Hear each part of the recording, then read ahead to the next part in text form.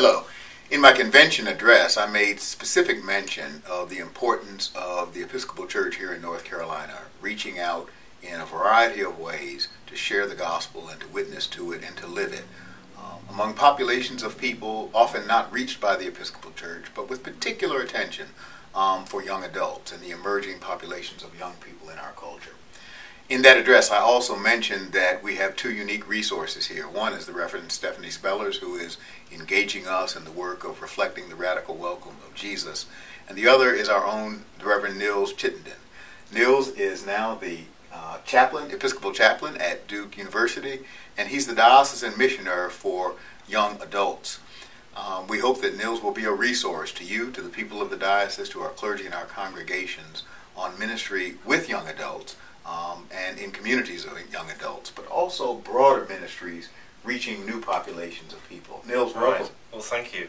And not only welcome you to this conversation, but welcome you to the Diocese of North Carolina. Well, thank you. I'm very glad to be here, and been here a few months now, and I'm really enjoying my time here. One of the reasons that we were excited about your coming was that you really come from the Church of England. You come from a culture and a context that really has engaged some of the issues that we're beginning to engage as a culture, as a religious culture here in the U.S., and particularly here in the South. And I wondered if you say a little bit about your background and experience in the Church of England. You were a chaplain, a campus minister. Yeah, I was a chaplain most recently. Ironically enough, now that I'm working in Durham, North Carolina, I was a university chaplain in Durham, England. I was at one of the constituent colleges of Durham University. We had a community of around 700 or 800 students, and so I was their minister. I've also worked in another college in the University of Durham. So, you know, I've got about 10 years of campus ministry in one form or other in my background. But I also, before that, I worked as an industrial missioner in the Church of England, and that's something which is, I gather, a fairly kind of unique thing to the English context, and basically that was very much it was a fresh expression before the term fresh expression came into a kind of popular currency. It was simply a way of meeting people in their workplaces, people largely who didn't have anything to do with churches normally, wouldn't even darken the door of a church, and it was a way of meeting people where they were, and trying to reach their needs without any particular church agendas or anything like that. And industrial mission's been going on for quite a while, but in some senses it's rather a revolutionary thing, and actually in today's world very relevant, very significant. Well, that raises an important question. When I was at the Lambeth Conference, in fact, I went to a workshop on fresh expressions. And that was actually my first introduction to fresh expressions. Right. But it brought me into contact with the broader cultural landscape that has occasioned that ministry. Right. Could you tell us a little bit about that? Yeah, fresh expressions, well, it's both a noun and an adjective. Right. So the noun, fresh expressions, that is a particular initiative that the Church of England and the Methodist churches in Britain have got together and set out, you know, an initiative. But in a sense, what that organisation serves is the adjective, the fresh expression, which is, it's a way of acknowledging that for a really significant portion of the population of England, certainly a third of the population, probably more when we're talking about young adults and youth, for them, culture of church in the way that we traditionally understand it is totally alien. I mean, frankly, it has it had no point on those people's horizon at all. And so fresh expressions was a way of getting to grips with the fact that the church was not meeting people, traditionally has not met people where they're culturally comfortable. So Fresh Expressions initiatives are have been a way of setting up church that looks really different to traditional church, and I can give you all sorts of examples of ways in which people are doing that. But I mean, I think the fundamental point is, you know, this is the message that we need to hear here in this diocese as well, is we need to meet people where they are rather than where we would like them to be or perhaps wish they might be.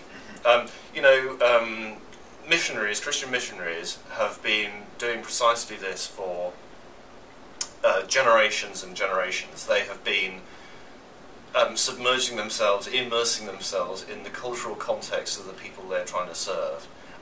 They're helping people to crawl before they can walk, and that's really what Fresh Expressions is trying to do. It's tough for us here in the States, and particularly here in the South, to see this cultural landscape and the shift that is happening. But it's happening. Pew Center for Research in Faith and Public Life, when they have been tracking people in their 20s and 30s, discovered, for example, that greatest generation that Tom Brokaw talked about, only 5% of those folk were completely unaffiliated with any religious tradition. Right. Today, people in their 20s, the millennial generation, 25% are unaffiliated. So that even now, it's already there. And I saw a vivid example of it not long ago when I was in the car with Reverend Seeley Cross, and we were driving into Davie County up Interstate 40, and looked out on, this is 9 o'clock on a Sunday morning, looked out and saw a soccer field filled with hundreds of children. That's the culture that's emerging here. Absolutely. And in a sense, you know, the challenge of Fresh Expressions, or whatever we want to call it, either here or in the UK, is, you know, how do we create a church environment that immerses itself in that kind of cultural tradition? So I'm putting it bluntly, how do we do church where it intersects with soccer practice, or how do we do church when it intersects with cafes and bars and clubs? Here's another example. A friend of mine is a curate in beautiful 11th century abbey church in the West Country of England, Malmesbury Abbey. And one of the groups in the town centre is kids who like to skateboard, as that would be in any culture. Okay, so what they did is they set up a skate park with all the, you know, equipment and everything in the nave of the church, and they let kids come and skateboard, and they combine it with church. And we're not talking about kind of gimmicks here. We're talking about Fresh Expressions being real church, but really different from the church we're used to. This is church. This is real church. This isn't like some kind of halfway house where it's kind of a way to get people in and get them kind of. It's not a gimmick to get them in the door. It's not a gimmick to get them in the door, to kind of attract them with something and then hope that they'll graduate onto real church. This is real church. It's planting a church in their culture. Absolutely, and that's the crucial thing we need to remember. A critical question: is it a watered down gospel? Well, at its best, no. But I mean, there is a danger. You know, we have to guard against the fact that, along with a bunch of other stuff in the modern world, that we have to be really careful that we are not simply marketing a consumer experience to people. You know,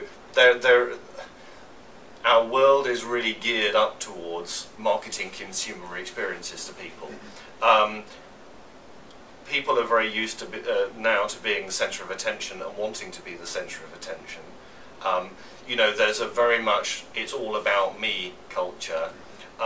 We're not immune from that in the church, and you know, we have to carefully guard against things like Fresh Expressions of church that immerse themselves in different cultural traditions, just not, you know, simply not just being gimmicks. But I suppose what I'm saying is that we, as a diocese, we need to find ways of helping parishes and our missions to really get to grips with and understand and get under the skin of the cultures and the subcultures of the communities that they surround and serve and are in, and that is really difficult, and that is very much going to be a work in progress. And I don't have definitive, answers on how we do that, but I think that's the challenge and that is the task. Well, and I think that's I think you've really put your finger on where the rubber meets the road, right there, and that's the toughest part. It is tough. But that's one of the reasons we brought you here to journey with us to figure it out.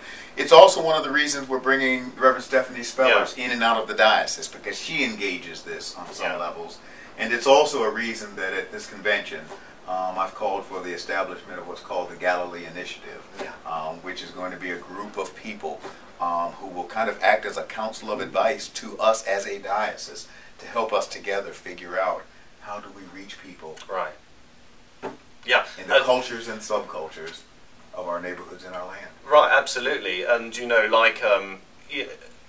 referred to this being partly a journeying with our Lord to Galilee, and yes, it is a journey, and it's like all journeys, potentially unsettling. We don't quite know what each day is going to throw up, and it's going to take us out of our comfort zones as well. It really definitely will take us out of our comfort zones, and again, that is unsettling stuff. But also, it's pretty exciting. And it's also a privilege for us to be able to do that, and I look forward to doing it. I really look forward to helping parishes embark on that journey. But we are so thankful to God to have you here, Nils. Oh, I'm really glad to be here. God bless you, and keep the faith.